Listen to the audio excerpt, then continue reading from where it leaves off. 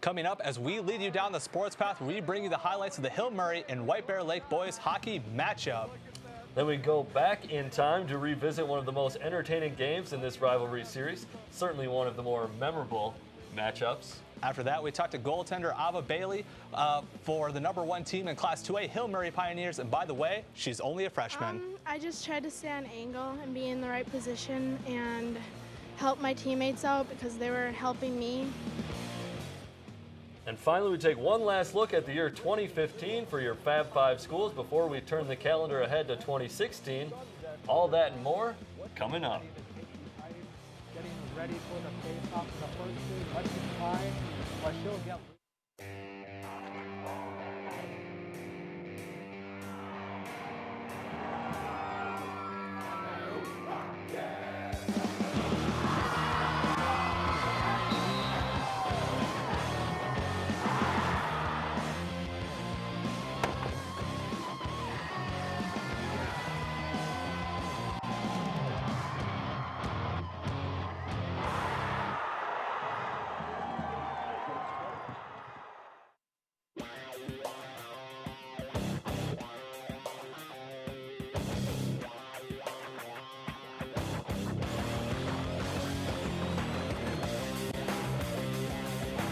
Welcome back and happy holidays. We're feeling pretty festive here at Sports Path. I am Sam Erickson, joined alongside Michael Lawrence.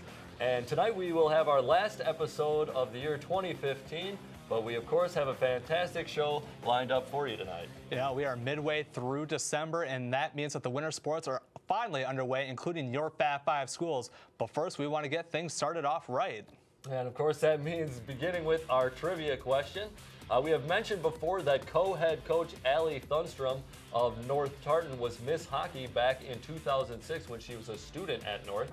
But there's been a more recent Fab 5 representative to win this award. So for tonight's trivia question, we want to know who was that Fab 5 student to win Minnesota Miss Hockey.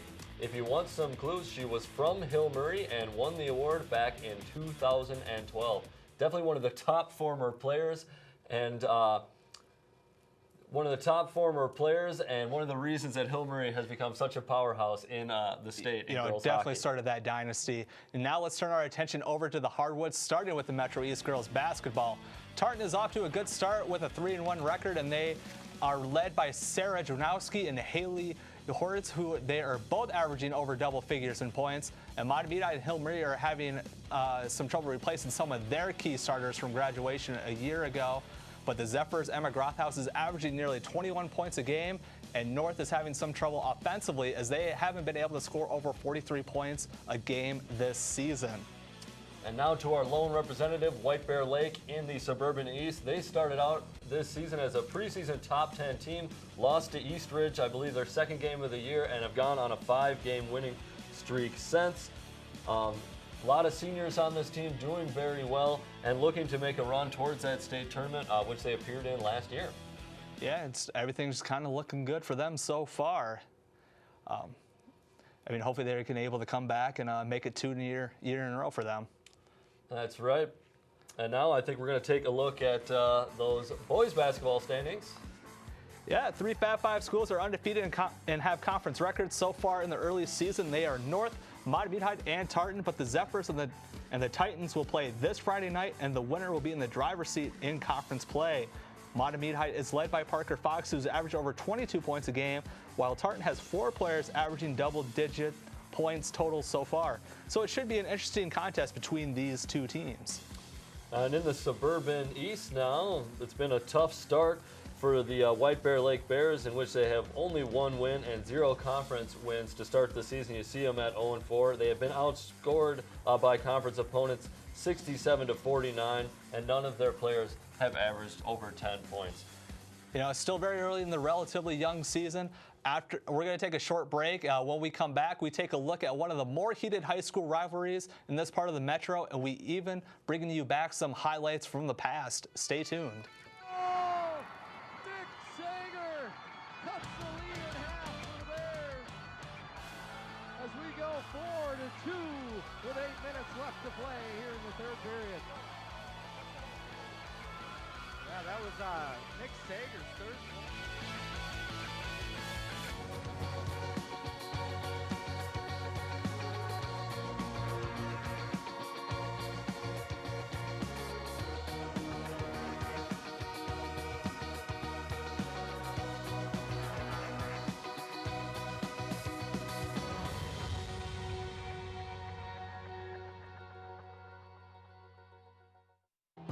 It's not just one person, it's a group, it's a team.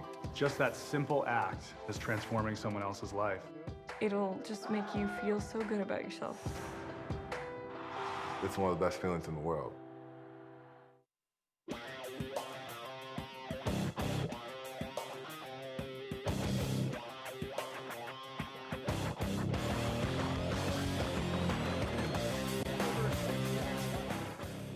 All right, we're always looking for volunteers here at On Location TV 19. If you have any interest in running a camera, doing graphics work, possibly running replay, any type of sports production or TV production, feel free to call Arlen Becker at 651-747-3821 or email him at arlen@onlocationtv.org. Always a great resume builder. You know, we just got done with our basketball coverage, and that means we're going to be transitioning over to our hockey coverage. But before we do, we want to dive into and before we dive into that, we want to remind you of our trivia question. And of course, that is hockey related tonight. Yeah, who was the last Fab Five female athlete to win Miss Hockey Award in Minnesota? If you know the answer to this question, comment on our status or our Facebook page at facebook.com/TV19sports to win a prize. And you've got a lot of time to answer this. I mean, you don't have to answer by the end of the show. And for tonight's question, we just want to know who was the last Fab Five female to win Miss Hockey Minnesota.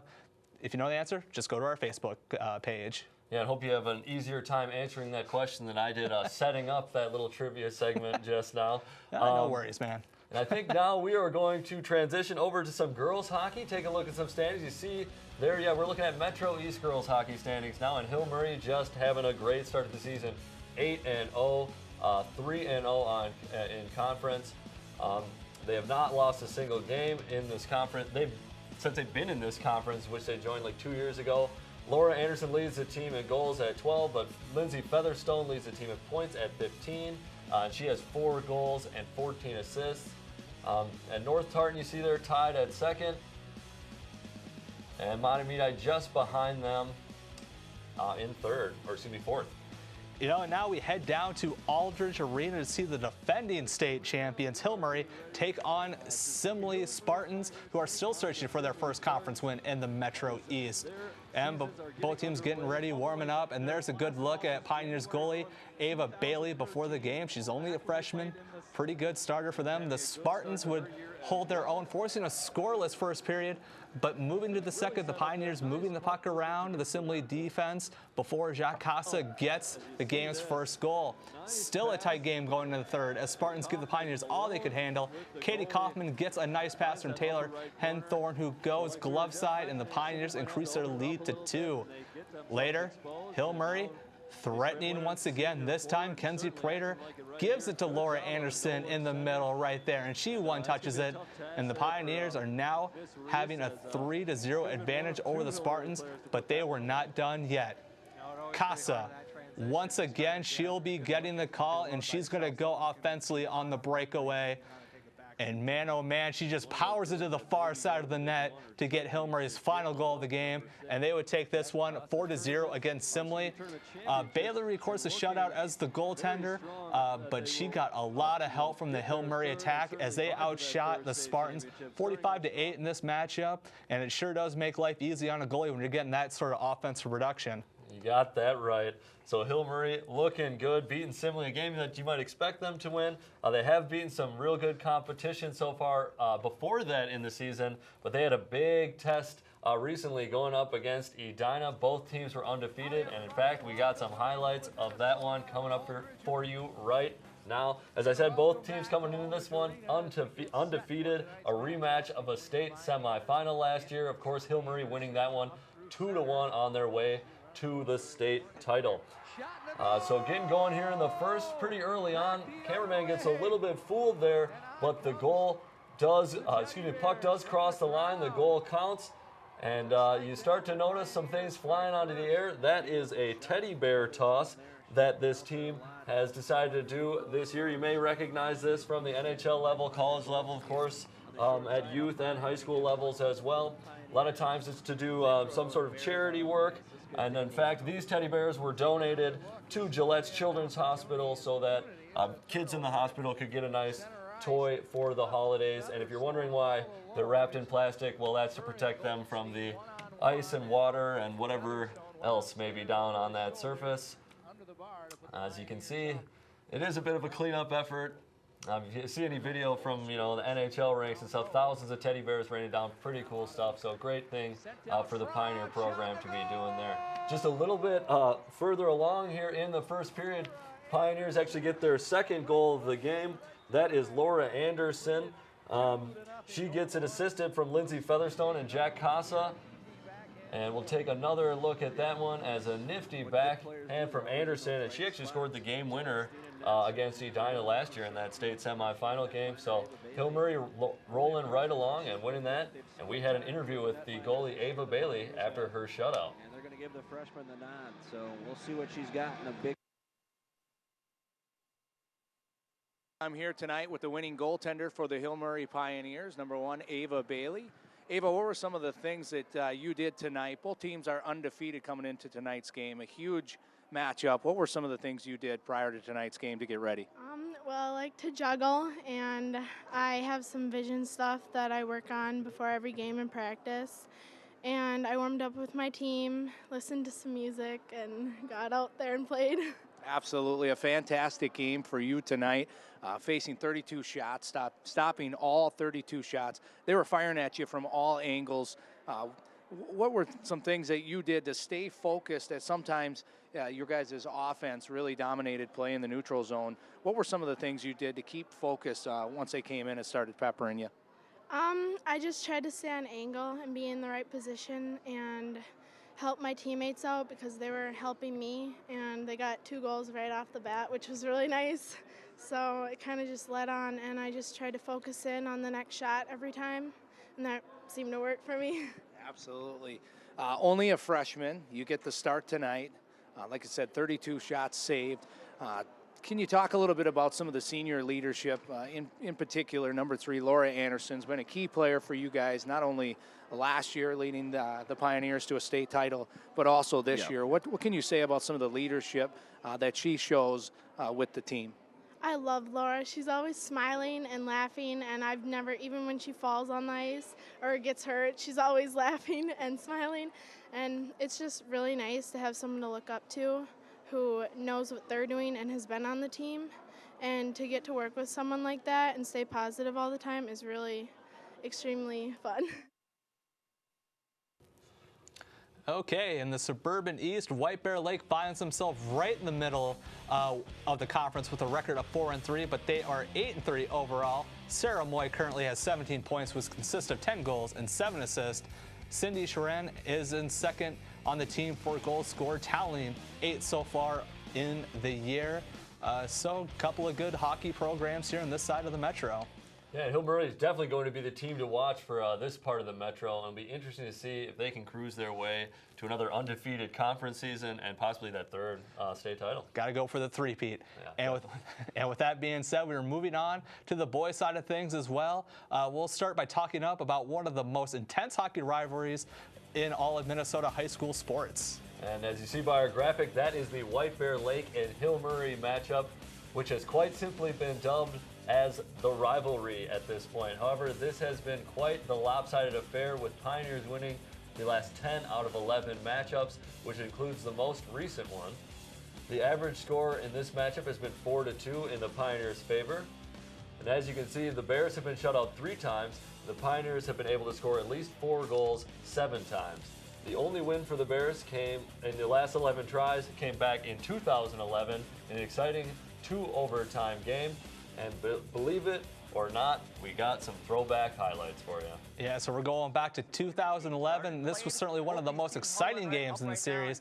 And man, the fans showed up in force, just a sea of green and a sea of orange, picking it up really early in the first period.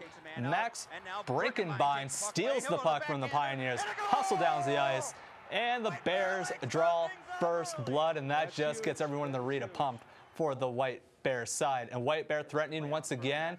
It was a huge mess in front of the goal, but Sam Osh fires from close range as White Bear gets their 2-0 lead. In the second period, The Bears are on a power play. Birkenbein finds Brandon Whalen near the goal, and he finishes the play to push the White Bear lead to 3-0. And still in the second, Pioneers just trying to generate anything on the offensive side. Another pile up near the goal, and this time Lauren French gets the Pioneers' first goal of the game. And now to the final period, Mark Jansen passing the middle finds Jaron David, and he converts it for a goal. And the Bears are now up 4-1, but the Pioneers would not back down. Andy Faust gets the puck near the net and makes a quick move, and he gets the goal, and just quite the celebration. Now they're only down by 2. Later, Zach Welly sees Ryan Holler in the middle, and he gets a shot off and beats the goalie, and the Pioneers cut the lead to 1. And Hill Murray, well, they're looking to take the game or tie the game on a power play. Kevin Schultz goes long, and this high-scoring game is now tied at 4. The fans are excited about this one as the Pioneers just erased a 3-goal deficit.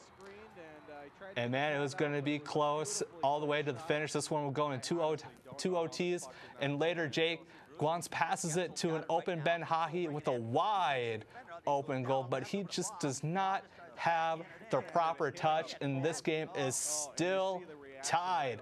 As I said before, this one went into 2 OTs, and we're going to skip to that second OT here in just a bit. Lance Carney working it in front of the net, and he will get a shot off, misses it, but Mark Jansen with the rebound and the shot, and he makes it, and the Bears withstand the furious comeback by Hill Murray, winning 5-4 in the second overtime.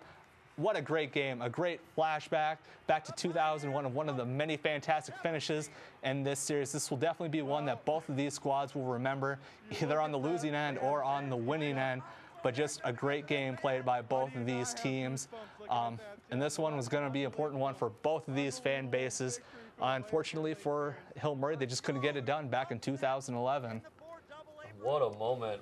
Great atmosphere there. Wow, great sports moment. Now we're just going to take a look at some Metro East boys hockey standings. Still a relatively young season for most of these teams.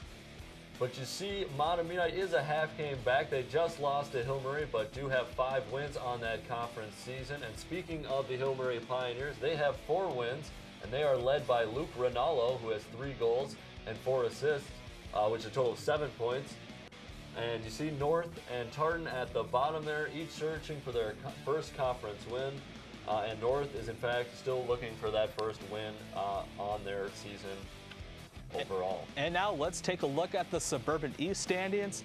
Currently, White Bear is currently in second place, a half a game behind Stillwater after losing to Roseville 2-1 back on December 5th. They will play 3 straight conference foes in the coming week, but this does not include Stillwater.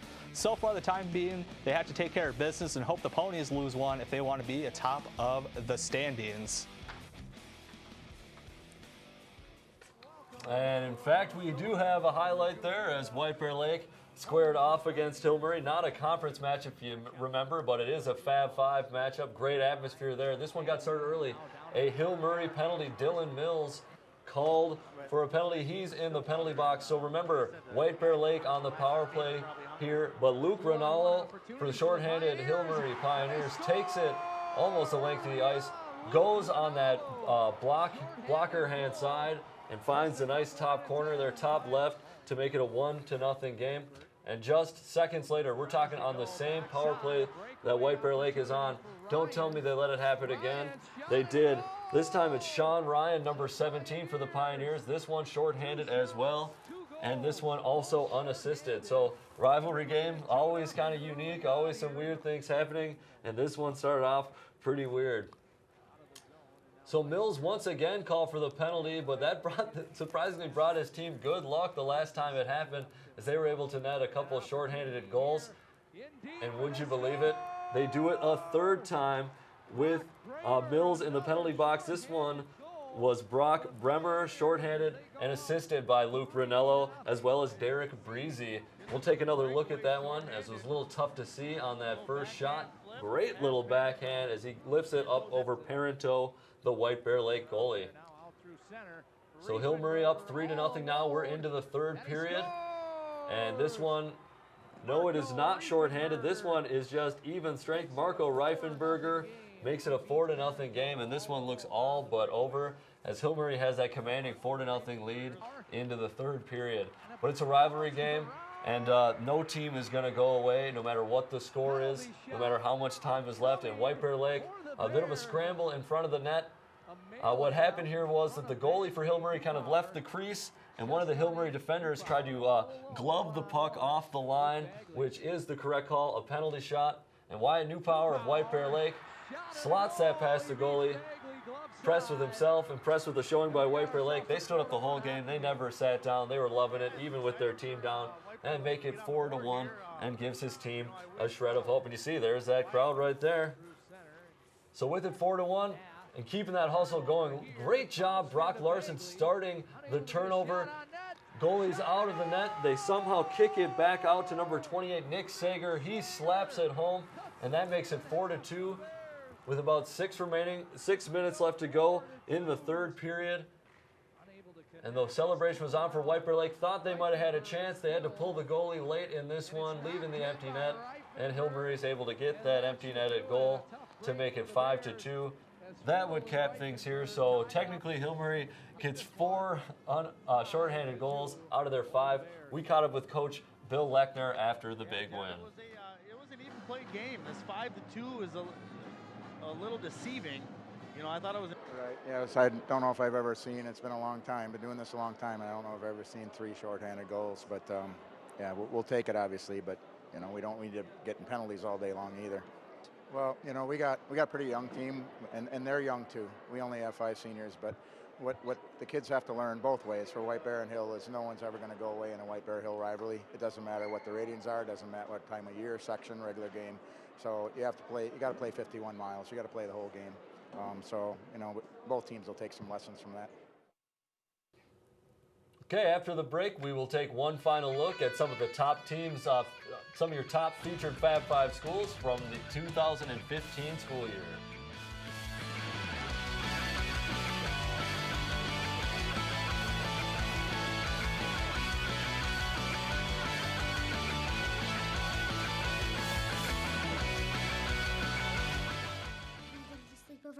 I want you to promise me something. If there's any drinking, I want you to say, "No thanks, not my thing." I promise, Mom. They really do hear you. Did you pack your toothbrush? For tips on how to start the talk, visit underagedrinking.samhsa.gov. It's about putting others first. It's doing your best at whatever you do. It's about being honest with yourself, with everything. It's all of these. It's more. It's commitment. This message is brought to you by the U.S. Air Force.